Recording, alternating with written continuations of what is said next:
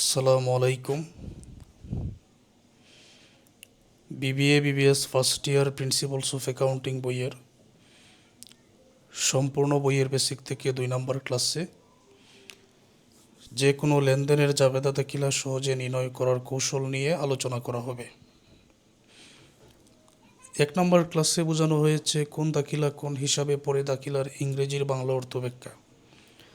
1 নম্বর ক্লাসটা আগে মনোযোগ দিয়ে দেখতে হবে। যে কোনো লেনদেনের জাবেদা দাখিলা সহজে নির্ণয় করার জন্য আগেই ধরে নেবেন এটা তোমার ব্যবসার প্রতিষ্ঠানের ম্যাথ।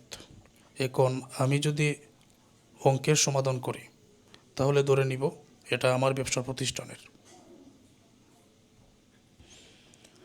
সম্পদ, ব্যয়, আয়, দায়, মালিকানা সত্ত্ব কোনগুলো, এগুলো নিয়ে আমাদের ধারণা আগের ক্লাসে নেওয়া হয়েছে। লেনদেনের মাধ্যমে চিন্তা করে যদি বুঝতে পারি ব্যবসায়ের মধ্যে নগদ অথবা সম্পদ এসেছে, যদি আসে মনে হয় নগদ অথবা সম্পদ আমরা করব ডেবিট, মানে নগদ আসলে নগদান ডেবিট করব, সম্পদ আসলে ওই সম্পদের নাম আমরা ডেবিট করব। সম্পদ হতে পারে আসবাবপত্র, ফার্নিচার, ইকুইপমেন্ট, যন্ত্রপাতি, সাপ্লাই, সরবরাহ, এগুলো। যদি লেনদেনের মাধ্যমে চিন্তা করে মনে হয় ব্যবসা থেকে নগদ অথবা সম্পদ চলে গেলে নগদ যদি চলে যায় নগদান করবে ক্রেডিট, সম্পদ চলে গেলে সম্পদের নাম করবে ক্রেডিট। একেবারে সহজ বিষয়। চিন্তা করে দেখবেন লেনদেনের মাধ্যমে যদি নগদ অথবা সম্পদ আসে ডেবিট করো, যদি চলে যায় ক্রেডিট করো। যদি লেনদেনের মাধ্যমে আয় বৃদ্ধি পায়, আয় হলে আয়কে সব সময় ক্রেডিট করতে হবে, এটাই নিয়ম। ব্যয় যদি বাড়ে, ব্যয় বৃদ্ধি পেলে ব্যয়কে সব সময় ডেবিট করতে হবে, দায়কে সব সময় ক্রেডিট করতে হবে। এই যে তথ্যগুলো আমি এখানে লিখে দিয়েছি, এই তথ্যগুলোর উপর ভিত্তি করে যে কোনো লেনদেনের জাবেদা দাখিলা সহজে নির্ণয় করা যায়। অন্যভাবে বলতে পারি, নগদ অথবা সম্পদ আসলে নগদ অথবা সম্পদ ডেবিট, নগদ সম্পদ চলে গেলে নগদ অথবা সম্পদ ক্রেডিট। যার মাধ্যমে বা যাহার মাধ্যমে বা যা হয়ে ব্যবসায় নগদ অথবা সম্পদ আসবে যাবে, এটা নগদের বা সম্পদের বিপরীত করব। প্রথমে যদি আমি নগদ ডেবিট করি তাহলে বিপরীত হলো ক্রেডিট। দেখতে হবে নগদ এসেছে কিসের মাধ্যমে। ব্যবসায়ের মধ্যে নগদ আসে সাধারণত আয়ের মাধ্যমে। তো নগদ যদি আমি তখন ডেবিট করি তো নগদ এসেছে আয়ের মাধ্যমে, আয়টা করব ক্রেডিট, আয় তো এমনিতেই ক্রেডিট হবে। নগদ চলে যায় ব্যয়ের মাধ্যমে, নগদ চলে যাওয়ার কারণে নগদান এখানে আমি করলাম ক্রেডিট, তখন নগদ চলে গেল ব্যয়ের মাধ্যমে, এই যে ব্যয়ের নাম হবে ডেবিট। মিল কিন্তু থাকবে। দায় যদি বৃদ্ধি পায় দায় করতে হবে ক্রেডিট। তো নগদ আসলে নগদান ডেবিট, নগদ চলে গেলে নগদান ক্রেডিট। যার মাধ্যমে যাহার মাধ্যমে নগদ আসবে যাবে, সেটা আমরা নগদের বিপরীত করব। আচ্ছা, একটু পরে আমি সব বুঝিয়ে দিচ্ছি। এই তথ্যগুলোর উপর ভিত্তি করে এখন কিছু লেনদেনের জাবেদা দাখিলা সরাসরি লিখে বোঝাতে চাই। ক্যাশ সেলস 20,000 টাকা, ক্যাশ নগদ সেলস বিক্রয়, নগদে বিক্রয় 20,000। চিন্তা করে দেখো তো ব্যবসায় নগদ এসেছে কিনা। এটা কিন্তু আমার ব্যবসা প্রতিষ্ঠানের আমি ধরে নিছি। তো নগদে যেহেতু বিক্রয় করেছি নগদ এসেছে, ক্যাশ ডেবিট। নগদ এসেছে বিক্রয়ের মাধ্যমে, সেলস, এটা আয়ের মধ্যে পড়ে, মাত্র আগের ক্লাসে জানলাম। ক্যাশ এসেছে, নগদ এসেছে, নগদান ডেবিট মানে ক্যাশ ডেবিট। তো নগদ এসেছে আয়ের মাধ্যমে, আয় ক্রেডিট, সেলস ক্রেডিট। একেবারে সহজ বিষয়। তো এটা আমি এইভাবে লিখলাম। ক্যাশ করা হলো এখানে ডেবিট, সেলস করা হলো ক্রেডিট, আয়ের মাধ্যমে নগদ এসেছে।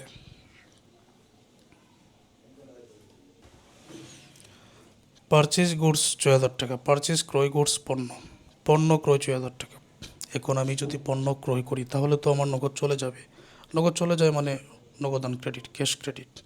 তো নগদ চলে গেছে, ব্যয়ের মাধ্যমে নগদ চলে গেছে, তো ব্যয়টা কি এখানে পারচেজ। আমরা দেখেছি যে ব্যয় যে কোনো সময় ডেবিট হবে আর নগদ চলে গেলে নগদান ক্রেডিট হবে। আগেরটায় বিক্রয়ের মাধ্যমে নগদ এসেছে তাই নগদান আমি ডেবিট করেছি, আর বিক্রয় আয়টা ক্রেডিট করেছি। নিশ্চয়ই মিলটুকু এখন বুঝতে পেরেছ। তো এটা ক্রয় করা হয়েছে, নগদ চলে গেছে ক্যাশ ক্রেডিট, আর ব্যয়ের মাধ্যমে নগদ চলে গেছে, ব্যয় করব আমি ডেবিট। সুতরাং আমি এখানে লিখে দিলাম পারচেজ ডেবিট।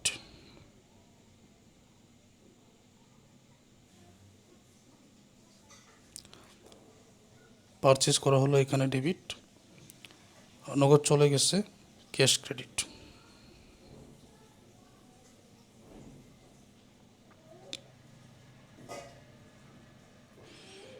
তারপর পেইড স্যালারি, পেইড মানে পরিশোধ, স্যালারি বেতন, বেতন পরিশোধ 10,000 টাকা, বেতন পরিশোধ করলে নগদ চলে যায়, ক্যাশ হবে ক্রেডিট। নগদ চলে গেছে ব্যয়ের মাধ্যমে, ব্যয় হলো স্যালারি, তো স্যালারি এক্সপেন্স আমি করব এখানে ডেবিট। নগদ চলে গেছে তো বেতন পরিশোধ করে, তো নগদ ক্রেডিট মানে ক্যাশ ক্রেডিট। নগদ চলে গেছে ব্যয়ের মাধ্যমে, ব্যয় হলো স্যালারি, স্যালারি এক্সপেন্স করব ডেবিট। তো এটা আমি লিখে নিচ্ছি।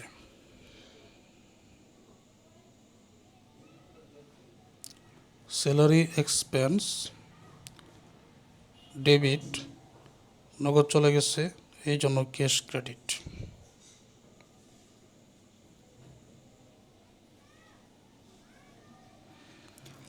পারচেজ ফার্নিচার 7,500, পারচেজ মানে ক্রয়, ফার্নিচার আসবাবপত্র, আসবাবপত্র ক্রয় 7,500।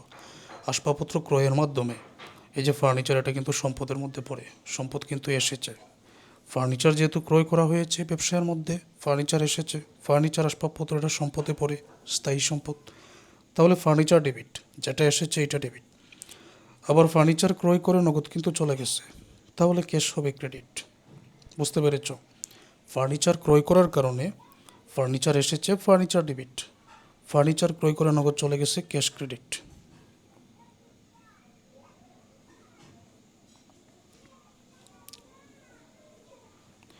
ফার্নিচার ডেবিট, নগদ চলে গেছে, ক্যাশ ক্রেডিট।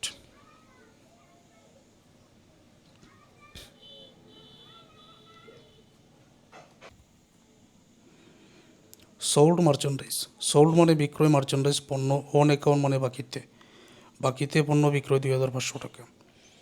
যদি নগদে বিক্রয় করা হয় নগদ পাবে, আর বাকিতে বিক্রয় করলে নগদ পাবে না, দেনাদারের সৃষ্টি হবে। নগদে এখন পাবে না, নগদ ভবিষ্যতে পাবে, আপাতত নগদের জায়গা দখল করে নিল দেনাদার। তো এই জন্য যেহেতু বিক্রয় করা হয়েছে এখানে আই ক্রেডিট, সেলস যে কোনো সময় ক্রেডিট হবে। আমরা এখানে আই করব ক্রেডিট, সেলস করব ক্রেডিট, আর বাকিতে বিক্রয় যেহেতু নগদ এখন পাবো না, পরে পাবো, এখন নগদের জায়গা দখল করে নিচ্ছে দেনাদার। বাকিতে বিক্রয় করলে বা বাকিতে সেবা প্রদান করলে দেনাদারের সৃষ্টি হয়। আমরা এখানে লিখব অ্যাকাউন্টস রিসিভেবল ডেবিট।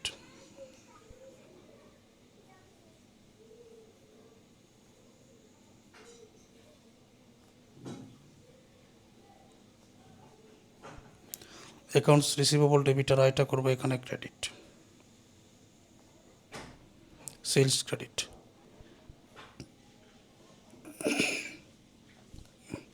আচ্ছা, purchase goods from Bilal, purchase মানে ক্রয়, গুডস মানে পণ্য, পণ্য ক্রয়, ফ্রম মানে থেকে, বিলালের কাছ থেকে। ব্যবসায় অসংখ্য লেনদেন ঘটে, কারণ নাম লিখে রাখার প্রয়োজন নাই, শুধুমাত্র তাদের নাম লিখে রাখা হয় যাদের সাথে বাকিতে লেনদেন হয়। এখানে যেহেতু বিলাল আছে তার মানে বাকিতে পণ্য ক্রয়। যদি নগদে ক্রয় করতাম নগদ চলে যেত, বাকিতে ক্রয় করেছি নগদ যায় নাই, নগদ এখন দিতে হবে না, পরে নগদ দিতে হবে, আপাতত পাওনাদারের সৃষ্টি হয়েছে। বাকিতে বিক্রয় করলে দেনাদারের সৃষ্টি হয়, বাকিতে ক্রয় করলে পাওনাদারের সৃষ্টি হয়। তো পাওনাদারের সৃষ্টি হয়েছে, নগদের জায়গা দখল করে নিল পাওনাদার, অ্যাকাউন্টস পেবল হবে ক্রেডিট। আর ব্যয়, এখানে পারচেজ আছে, ব্যয় হবে ডেবিট। তো আমরা এখানে লিখব purchase debit.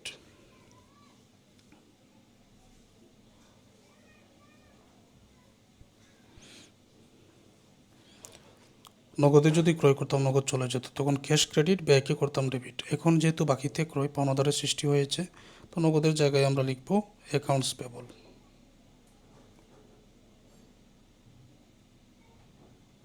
Accounts payable credit. আচ্ছা, আরও কিছু লেনদেন দেখো। Rahman started business with cash 2,50,000। Rahman ব্যবসা শুরু করেছেন নগদ 2,50,000 টাকা নিয়ে। যেহেতু ব্যবসা শুরু করেছেন নগদ, ব্যবসায় এসেছে ক্যাশ ডেবিট, আর নগদ এসেছে, একটু আগে বলেছিলাম নগদ আসলে নগদান ডেবিট, নগদ চলে গেলে নগদান ক্রেডিট। যার মাধ্যমে নগদ আসবে যাবে সেটা নগদের বিপরীত। এখন নগদ এসেছে ক্যাশ ডেবিট, নগদ এসেছে মূলধন হয়ে, ব্যবসা শুরু করা হয়েছে মানে মূলধন হয়ে এসেছে, এই জন্য ক্যাপিটালটা ক্রেডিট। ক্যাশ যদি আমি ডেবিট করি এখানে নগদ আসার কারণে, দেখতে হবে নগদের বিপরীত, মানে ডেবিট হয়েছে, এখন ক্রেডিট কী হবে, মূলধন হয়ে এসেছে ক্যাপিটাল ক্রেডিট। মাত্র একটা ক্লাসের মাধ্যমেই এটা তোমাদের মনে থাকার কথা। Paid into the bank 30,000। Paid মানে পরিশোধ, তো ব্যাংকে পরিশোধ 30,000, ব্যাংকে পরিশোধ করলে তো তোমার নগদ যাবে ক্যাশ ক্রেডিট, ব্যাংক পেয়েছে, এটা ব্যাংক পেয়েছে, ব্যাংক ডেবিট, নগদ গেছে। অথবা ব্যাংকে পেয়েছে, ব্যাংকও সম্পদের মধ্যে পড়ে, ফলে ব্যাংক সম্পদ বৃদ্ধি পাইছে, ব্যাংক ডেবিট, নগদ চলে গেছে ক্যাশ ক্রেডিট।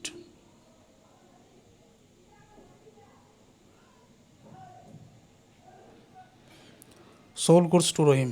সোল্ড মানে বিক্রয়, গুডস পণ্য, রহিম নাম আছে কিন্তু, তো রহিমের কাছে বিক্রয়, তার মানে বাকিতে।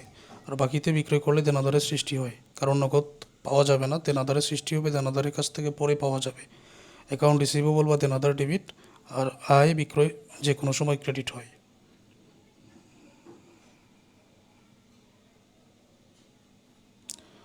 অ্যাকাউন্টস রিসিভেবল ডেবিট, আয় করতে হবে ক্রেডিট, সেলস ক্রেডিট, এটাই নিয়ম। Return goods to Kamal. Return goods মানে পণ্য ফেরত, টু কামাল, কামালকে পণ্য ফেরত। এখানে টু না হয়ে যদি ফ্রম হতো, ফ্রম মানে থেকে, তখন বোঝাতো কামালের কাছ থেকে পণ্য ফেরত। কামালকে পণ্য ফেরত, এটার মানে হচ্ছে যে কামালের কাছ থেকে আমি ক্রয় করেছিলাম, ক্রয় করে এখন কামালকে পণ্য ফেরত দিয়েছি।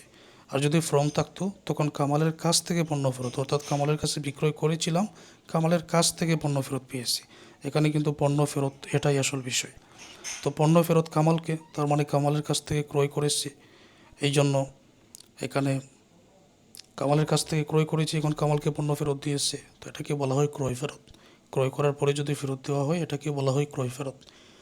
ক্রয় ফেরত আয়ের মধ্যে পড়ে, এটা আমরা বেসিক ক্লাসে আলোচনা করেছি 1 নম্বর ক্লাসে, এটা নিয়ে আর ব্যাখ্যা করব না। আয় মানেই ক্রেডিট, অতএব পারচেজ রিটার্ন আমি করব ক্রেডিট। এখন কামালকে পণ্য ফেরত দিলে পাওনাদার পেয়েছে। যদি আমি কামালের কাছ থেকে বাকিতে ক্রয় করি তাহলে তো কামাল আমার পাওনাদার হবে। তো ক্রয় কিংবা ক্রয় ফেরতের সাথে পাওনাদারের সম্পর্ক, বিক্রয় কিংবা বিক্রয় ফেরতের সাথে দেনাদারের সম্পর্ক, এটা মনে রেখো। কামালকে পণ্য ফেরত দিয়েছি, পাওনাদার পেয়েছে, অ্যাকাউন্টস পেবল করব আমি এখানে ডেবিট।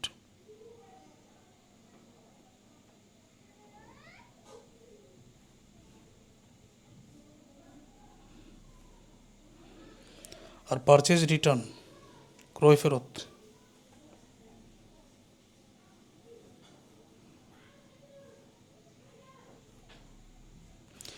পারচেজ রিটার্ন ক্রয় ফেরত, ক্রয় ফেরত এটা আয় হওয়ার কারণে এখানে ক্রেডিট করা হয়েছে। বোঝাতে পেরেছি? আসো এখন পরবর্তী লেনদেন। Rent paid 3,500। রেন্ট মানে ভাড়া, ভাড়া পরিশোধ, ভাড়া পরিশোধ করলে নগদ চলে যাবে, সেই ক্ষেত্রে ক্যাশ হবে এখানে ক্রেডিট। নগদ গেছে ব্যয়ের মাধ্যমে রেন্ট, তো রেন্ট এক্সপেন্স করবো আমি ডেবিট।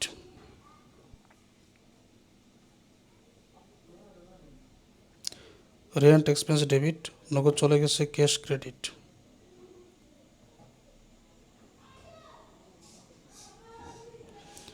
উইথড্র টাকা 2,000 cash to pay personal living expense. Withdraw মানে উত্তোলন, উত্তোলন করা হয়েছে 2,000 টাকা নগদ ব্যক্তিগত ব্যবহারের জন্য। উত্তোলন মানে টাকা তোলা, যদি ব্যবসায় টাকা তোলা হয় ব্যবসা থেকে নগদ চলে যাবে, সেক্ষেত্রে ক্যাশ ক্রেডিট। নগদ চলে গেছে উত্তোলনের মাধ্যমে, উত্তোলন ডেবিট। উত্তোলনের ইংরেজি এটা লিখতে হয় ড্রয়িংস।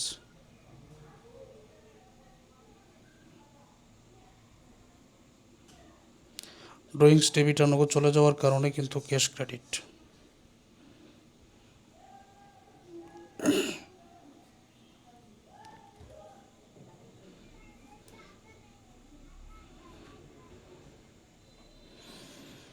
তারপর paid Bilal in full settlement office account 5,800।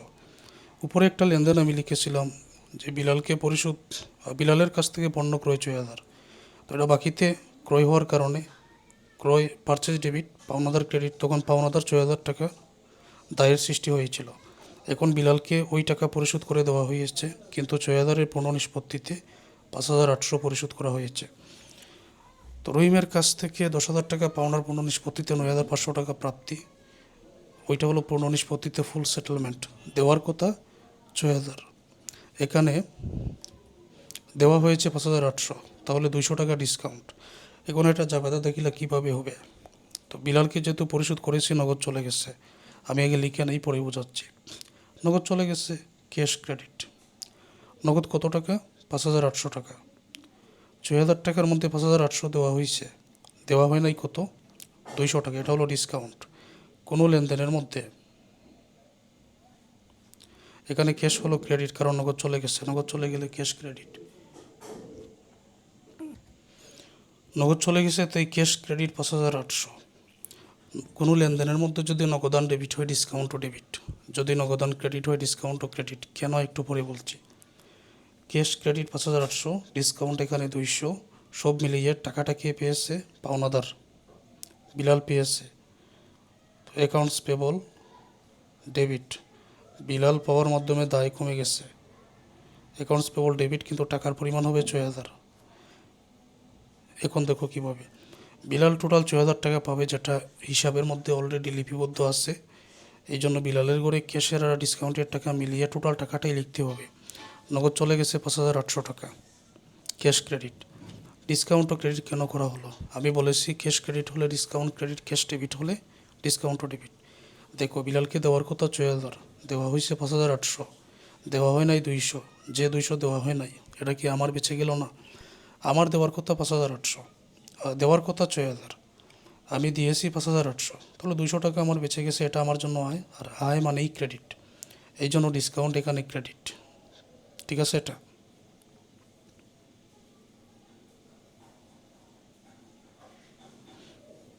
আচ্ছা। তারপরে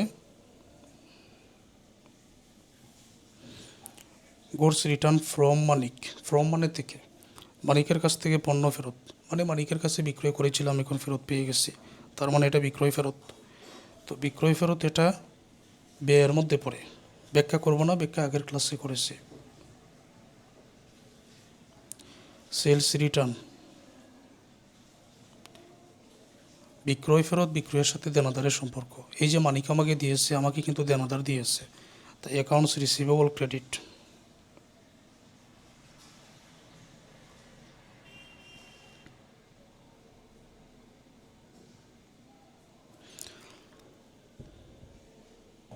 বিক্রয় ফেরত এটা ব্যয় হওয়ার কারণে ডেবিট করা হয়েছে। দেনাদার দিয়েছে, বিক্রয় ফেরতের সাথে দেনাদারের সম্পর্ক, অ্যাকাউন্ট রিসিভেবল ক্রেডিট করা হয়েছে। ডিভিডেন্ড রিসিভ 1,000 টাকা। ডিভিডেন্ড রিসিভড, লভ্যাংশ প্রাপ্তি। কোম্পানি যখন ব্যবসা শুরু করবে, মূলধন গঠনের জন্য শেয়ার ইস্যু করে। শেয়ার কি? কোম্পানি মূলধনের ক্ষুদ্র ক্ষুদ্র অংশকে শেয়ার বলে। শেয়ার ইস্যু করে মানে শেয়ার বিক্রি করে। একটা শেয়ারের মূল্য ধরে 1,000 টাকা। 100টা শেয়ার ইস্যু করলে 1,00,000 টাকা হবে। 1,00,000 টাকা নিয়ে কোম্পানি ব্যবসা শুরু করবে। এখন কোম্পানি যাদের কাছে শেয়ার বিক্রি করে তাদেরকে বলা হয় শেয়ার হোল্ডার। মনে করো কোম্পানির আমি 5টা শেয়ার ক্রয় করলাম, 1,000 টাকা করে 5টা শেয়ার। কিন্তু কেন ক্রয় করলাম? আমার এই টাকা নিয়ে কোম্পানি ব্যবসা করবে, যে পরিমাণ আয় হবে, আয়ের একটা অংশ আমাকে দিবে। শেয়ার প্রতি কোম্পানি আয় করেছে, আর্নিং পার শেয়ার ধরো 10 টাকা করে। 10 টাকার মধ্যে আমাকে দিয়ে দিল 4 টাকা, নিজেদের কাছে রেখে দিবে 6 টাকা। এই 4 টাকা আমাকে যেটা দিয়েছে, এটাই ডিভিডেন্ড। এই ডিভিডেন্ডের জন্যই আমি মূলত শেয়ার ক্রয় করেছি। এইটাই ডিভিডেন্ড রিসিভ বা লভ্যাংশ প্রাপ্তি। তো লভ্যাংশ প্রাপ্তি মানে নগদ প্রাপ্তি, ক্যাশ ডেবিট। আর ডিভিডেন্ড ইনকাম হবে ক্রেডিট, আয়টা ক্রেডিট করতে হবে।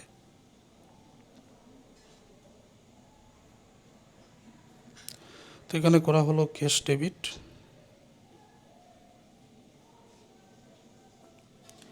Dividend income credit.